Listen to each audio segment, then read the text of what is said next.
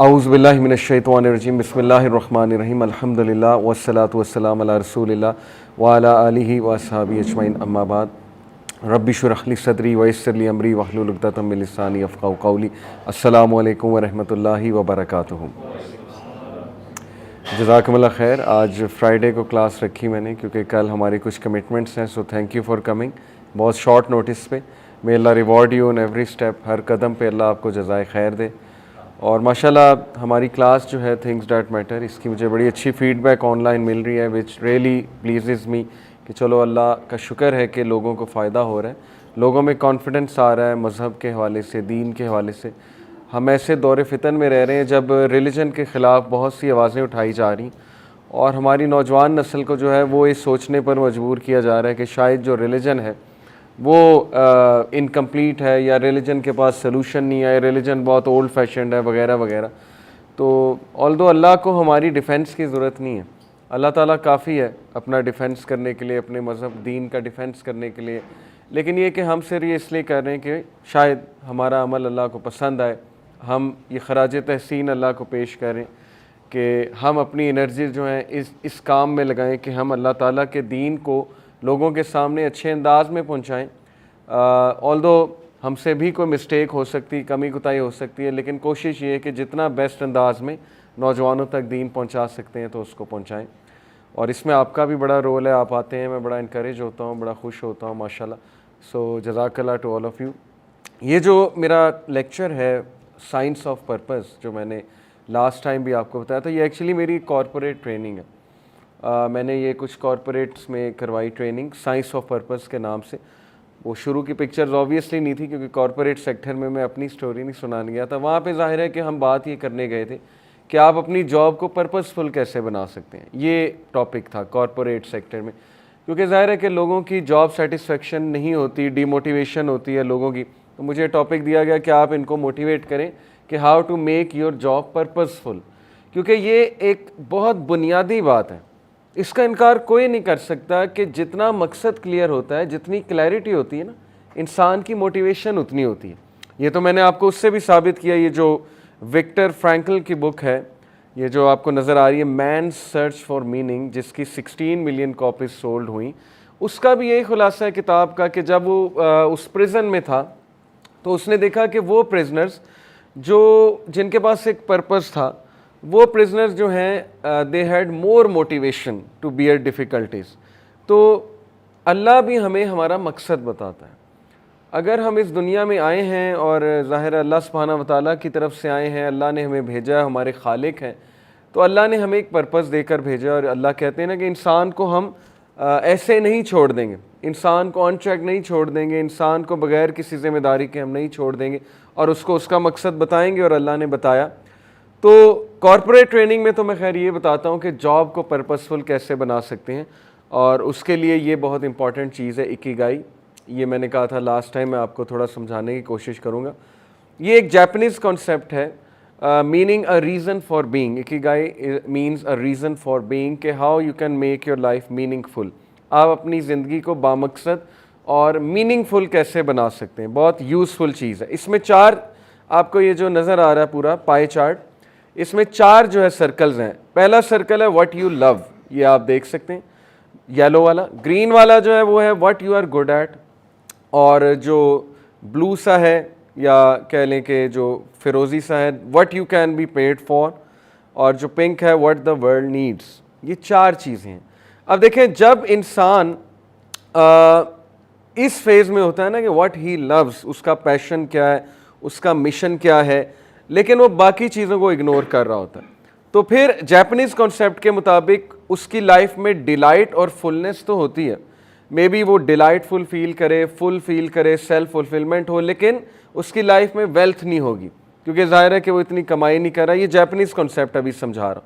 उसके बाद वो कहते हैं कि अगर एक बंदा वो कर रहा है what he is good at, जो उसका स्किल है, अगर वो कर रहा है तो उसकी लाइफ में सेटिस्फेक्शन तो होगी, लेकिन फीलिंग ऑफ यूज़लेसनेस होगी कि वो सेटिस्फाई तो बहुत है लेकिन वो यूज़लेस फील करता है कि शायद मैं अपनी कुव्वत का, अपनी ताकत का, अपनी एबिलिटीज़ का इतना इस्तेमाल नहीं कर रहा हूँ जितना मुझे करना चाहिए। तीसरा जो सर्कल है what you can be paid for, अगर एक इंसान इसी में घूम रहा है और प्रोफेशन अपना अडॉप्ट कर रहा है जो उसे पसंद है, और जाहिर है कि थोड़ा बहुत चैरिटी वगैरह भी कर रहा है, तो फिर उसकी लाइफ में कंफर्ट तो होगा, लेकिन स्टिल फीलिंग ऑफ एम्प्टीनेस होगी कि शायद अभी भी मेरी लाइफ में कोई कमी है।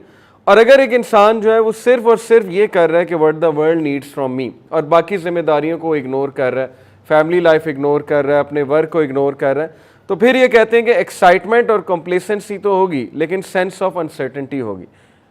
इसलिए उन्होंने सारी चीज़ों को कंबाइन किया कि चारों चीज़ों को कंबाइन करके उन्होंने बीच में जो लिखा, बीच में देख रहे हैं इकिगाई, कि चारों चीज़ों को कंबाइन करके हम लाइफ को इन इट्स फुलेस्ट और मीनिंगफुल बना सकते हैं।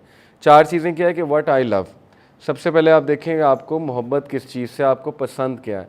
दूसरी चीज़ आप देखें what you are good at, आपका स्किल क्या है। एक है कि मुझे पसंद है एक चीज़, दूसरा है कि वो स्किल भी है मेरा, इससे बड़ी और क्या बात है।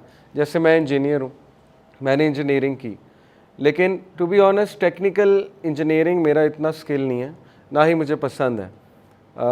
इसका ये मतलब नहीं कि आप इंजीनियरिंग छोड़ दें जो लोग कर रहे हैं, लेकिन with time I found out कि ये तो मेरा स्किल ही नहीं है, ना ही मुझे पसंद है। मैं टीचिंग में आ गया, नेचुरली आ गया।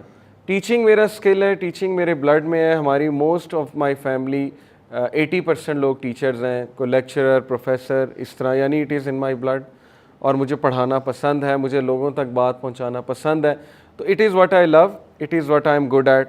2 पॉइंट्स मेरे मिल गए, ठीक है। अब मुझे सेटिस्फेक्शन हो रही है, अब मुझे मज़ा आ रहा है कि यार ये तो बड़ी ज़बरदस्त चीज़ मैं कर रहा हूँ, क्योंकि ये मेरा पैशन भी है। उसके बाद what you can be paid for, और अगर इसके पैसे मिल जाएँ तो इससे बेहतरीन कोई चीज़ ही नहीं है। जब मकसद और माश मिल जाए तो इससे बेहतरीन चीज़ और क्या हो सकती है। और उसके बाद व्हाट द वर्ल्ड नीड्स, ये वो भी है जो वर्ल्ड को चाहिए, टीचिंग वर्ल्ड को चाहिए। अगर मैं अच्छा टीचर बन जाता हूँ और छोटे बच्चे मेरे सामने बैठे तो और क्या चाहिए दुनिया को, एक अच्छा टीचर ही चाहिए ना, टीचर से तरबियत होती है।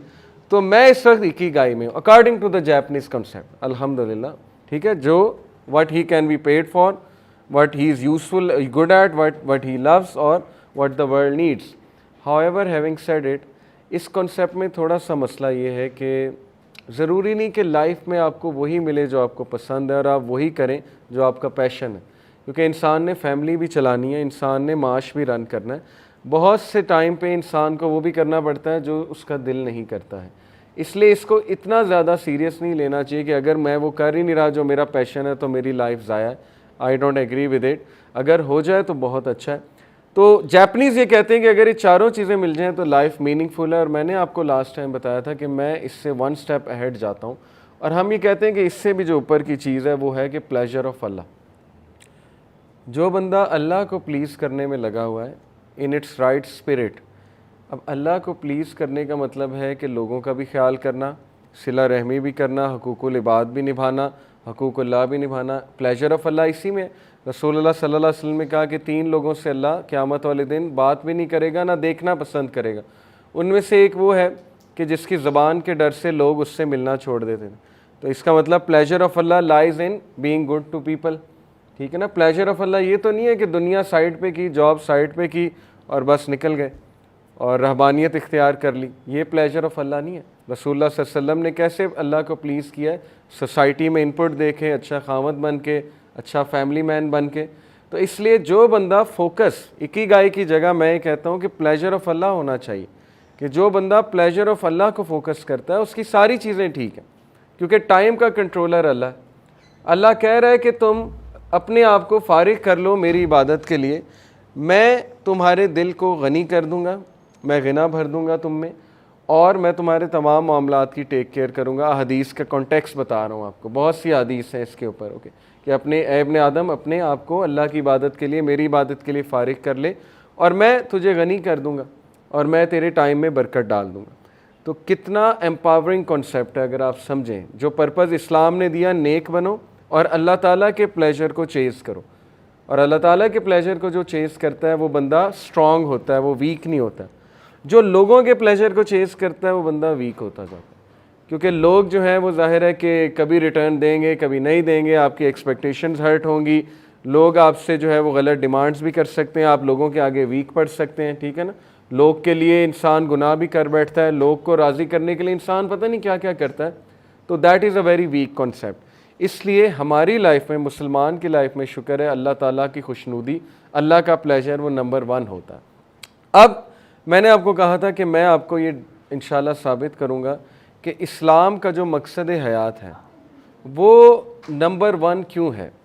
जो मकसद इस्लाम देता है, जो पर्पज़ इस्लाम देता है, जो चिंगारी इस्लाम हमारे अंदर लगाता है इंसान के अंदर, वो मकसद कोई और सिस्टम नहीं दे सकता। चाहे आप क़यामत रिसर्च करते रहें, चाहे वेस्ट सोशल रिसर्चेस कंडक्ट करता रहे, क़यामत तक कंडक्ट करता रहे, उन्हें इस्लाम से बेहतर way of life, most comprehensive life नहीं नज़र आएगा। और यहाँ पर मुझे वो अल्लाह सुब्हानहू व तआला का जो एहसान है वो याद आता है, जब हिज्जतुल विदा के मौके पे नबी सल्लल्लाहु अलैहि वसल्लम ने ये आयत सुनाई सहाबा को, सूरह माइदा की आयत नंबर 3, कि आज मैंने तुम्हारा दीन तुम्हारे लिए मुकम्मल कर दिया और ये अल्लाह ताला की तुम्हारे ऊपर नेमत है, और ये बहुत नेमत है अल्लाह की। आप कभी इस पे सोचने बैठे कितनी बड़ी नेमत है। वेस्ट अभी तक एक्सपेरिमेंटेशन में है, सोशल एक्सपेरिमेंट्स चल रहे हैं वहाँ, अभी पता नहीं उन्होंने कितनी चीज़ें तब्दील करनी है। हमें बना बनाया सिस्टम अल्लाह ने दे दिया, हमने उससे भी मुंह फेरा हुआ है। ये है बदकिस्मती, यानी बना बनाया सिस्टम मिला तुम्हें, कोई एक्सपेरिमेंटेशन अल्लाह नहीं करा रहा कि मत सफ़र करो, मत इधर उधर के धक्के खाओ, सिंपली इस सिस्टम को अडॉप्ट करो। ये तुम्हारे नबी हैं, तुम्हारे नबी की सीरत है, उनकी सुन्नत है, इसको लाइफ में लेकर आओ, दैट्स इट, बात ख़त्म। तो we are very very very lucky अल्हम्दुलिल्लाह। लेकिन हम उसको अप्लाई शायद इसलिए नहीं करते कि हमें कॉन्फिडेंस नहीं है, सीधी सी बात है, या हमारे दिल में डाउट है, या हमें कॉन्फिडेंस नहीं है, या तीसरी बात है सुस्ती की वजह से। अगर तो सुस्ती वजह है तो फिर तो हमें अपने आप को बकअप और मोटिवेट करना चाहिए। अगर डाउट है तो डाउट को रिमूव करें। इस्लाम का जो पर्पज़ है वो बेस्ट पर्पज़ क्यों है। सबसे पहली बात, पर्पज़ की डेफिनेशन की तरफ अगर हम आए, purpose is a stable and generalized intention to accomplish something that is at once personally meaningful and at the same time leads to productive engagement with some aspect of the world beyond the self। ये बहुत ही ज़बरदस्त purpose की definition है psychology में। ये psychologist ने definition दी है, थोड़ा आसान अल्फाज में बताता हूँ। पर्पज़ एक इंटेंशन का नाम है, जनरलाइज्ड और स्टेबल इंटेंशन, जिससे हम अकम्पलिश करना चाहते हैं एक ऐसी चीज़ जो एट वन टाइम मीनिंगफुल है, यानी कि बामायनी है, उसका एक मकसद तो खुद हम डिफाइन करें, यानी बामायनी है, मीनिंगफुल है, और at the same time leads to productive engagement with some aspect of the world beyond the self. और वो मकसद ऐसा है जो हमारी एंगेजमेंट करा रहा है हमारे से हटके हमारे आउटसाइड वर्ल्ड के साथ। ये बेस्ट डेफिनेशन है मकसद की। कौन सा मकसद अच्छा है? जो नंबर 1 मीनिंगफुल है, नंबर 2 हमारे सेल्फ से हटके दूसरों की एग्जिस्टेंस से भी रिलेटेड है। ये साइकोलॉजी हमें बता रही है। इसीलिए साइकोलॉजिस्ट गिविंग फ़िलासफ़ी के बहुत कायल। आप कभी आर्टिकल पढ़े ना कि द बेनिफिट्स ऑफ गिविंग के बेनिफिट्स क्या हैं, तो साइकोलॉजिस्ट ने बाकायदा साबित किया हुआ है केमिकल्स के नाम आपको बता के कि कौन सा केमिकल रिलीज़ होता है जब आप चीज़ें देते हैं, चीज़ें बांटते हैं, जब आप किसी की मदद करते हैं, जब आप आउट ऑफ द वे जाते हैं। ठीक है, ये इस फ़िलासफ़ी के तो सब कायल हैं, गिविंग फ़िलासफ़ी के। और दूसरी बात कि वो मीनिंगफुल भी होनी चाहिए, वो मीनिंगलेस नहीं होनी चाहिए, उसका कोई मकसद होना चाहिए, उसका कोई मीनिंग होना चाहिए। अब वो मीनिंग भी और वो गिविंग फ़िलासफ़ी दोनों हमें मकसद हयात के हवाले से इस्लाम से बेहतर और कोई भी वे ऑफ लाइफ नहीं देता। आहिस्ता आहिस्ता मैं आपको बताता हूँ कैसे। एग्जाम्पल ऑफ पर्पज़ की कुछ मिसालें आपके सामने हैं। एक बंदा पर्पज़ बनाता है to inspire everyone to greatness. वो कहता है मेरी लाइफ का आज से मकसद ये कि मैंने हर एक को ग्रेटनेस की तरफ इंस्पायर करना। आप उससे पहली बात क्या पूछेंगे? What is greatness? यही है ना पहला सवाल, ग्रेटनेस है क्या? आपकी ग्रेटनेस से मतलब क्या है? मिसाल के तौर पे एक एक्टर खड़ा होता है, कहता है I want to inspire everyone to greatness. क्या पता ग्रेटनेस से उसकी मुराद हो कि मैं अपने जैसा एक्टर सबको बनाना चाहता हूँ। शाहरुख खान कहे कि मैं ग्रेटनेस की तरफ इंस्पायर करना चाहता हूँ, मतलब ये है कि मैं अपनी जैसा बनाना चाहता हूँ, तो मेरे लिए तो ग्रेटनेस नहीं है। सो ग्रेटनेस एक एम्बिगुअस टर्म हो गई। अगर हर कोई कहे मैं ग्रेट बनाना चाहता हूँ, तो ग्रेटनेस की डेफिनेशन क्या है? अब ह्यूमन बीइंग का कंसेंसस किस चीज़ पर है ग्रेटनेस के हवाले से, वो मैं आपको साइकोलॉजी के मुताबिक बताता हूँ। कलेक्टिव कॉन्शियसनेस एक चीज़ होती है साइकोलॉजी में।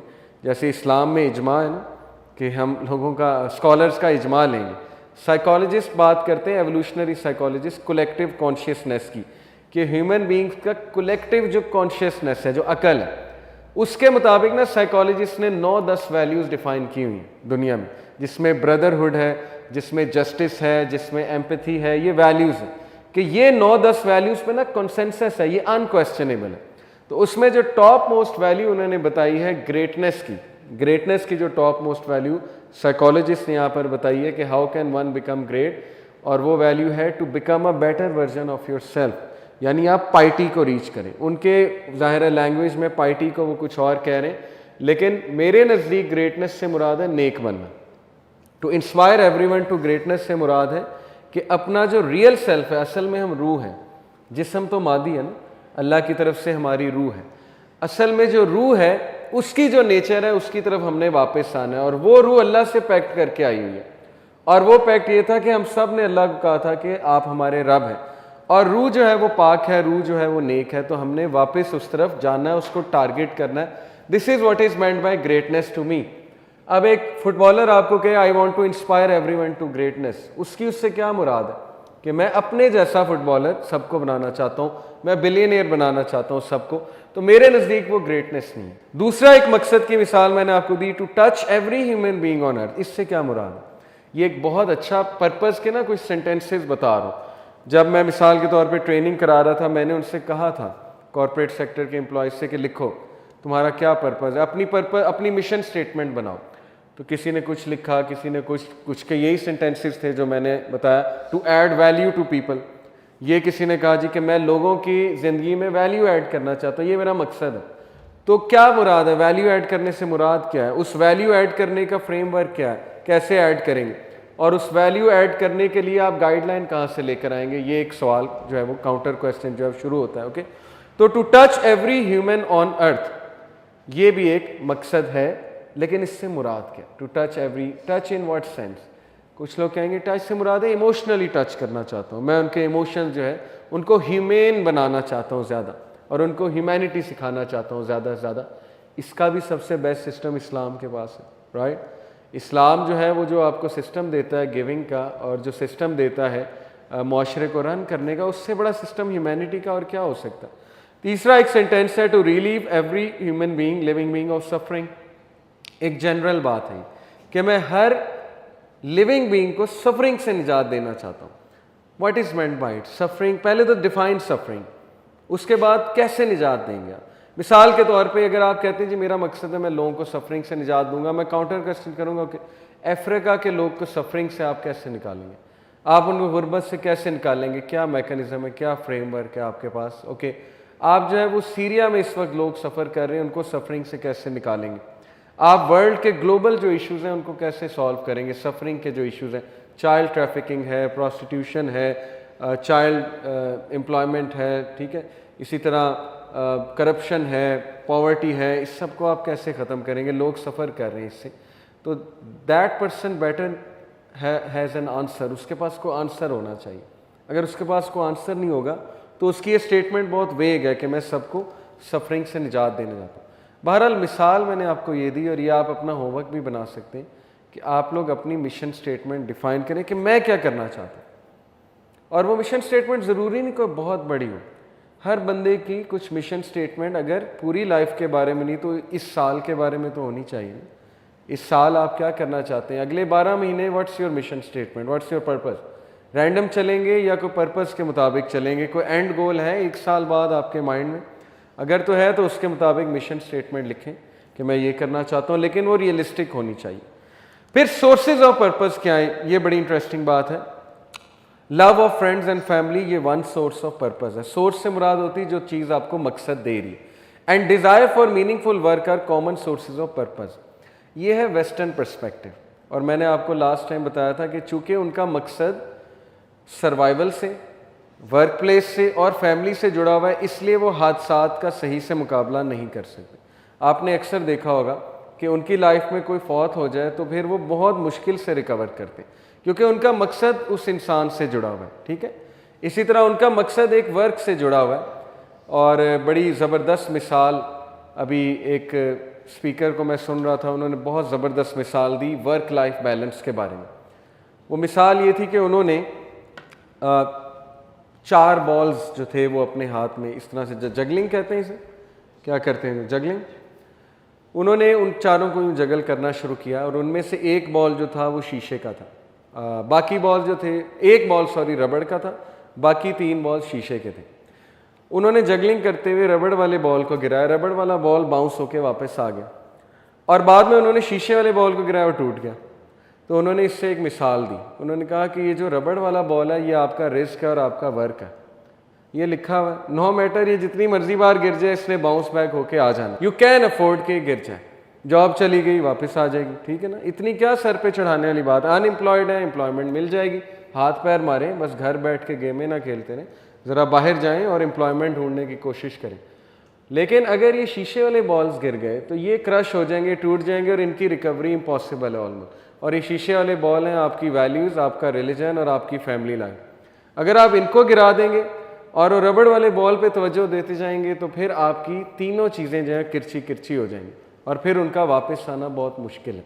देखें कितनी खूबसूरत मिसाल है कि आप पर्पज़ उन चीज़ों को बनाएं जो बामकसद चीज़ें हैं, जिनकी वैल्यू बहुत ज़्यादा है, जो मैंडेटरी चीज़ें हैं ज़िंदगी में।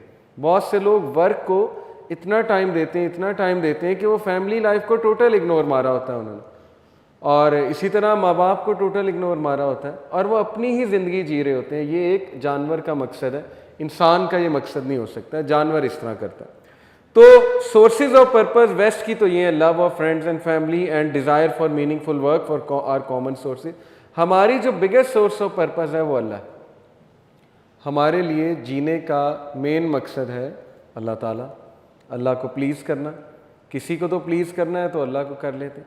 और चूँकि हमारा मेन पर्पज़ अल्लाह ताला की इबादत करना है, अल्लाह को प्लीज़ करना है, नेक बनना है, तो इट परफेक्टली मेक सेंस कि हम सारी इंस्ट्रक्शंस भी अल्लाह ताला से लें और उन इंस्ट्रक्शंस को हम फॉलो करें।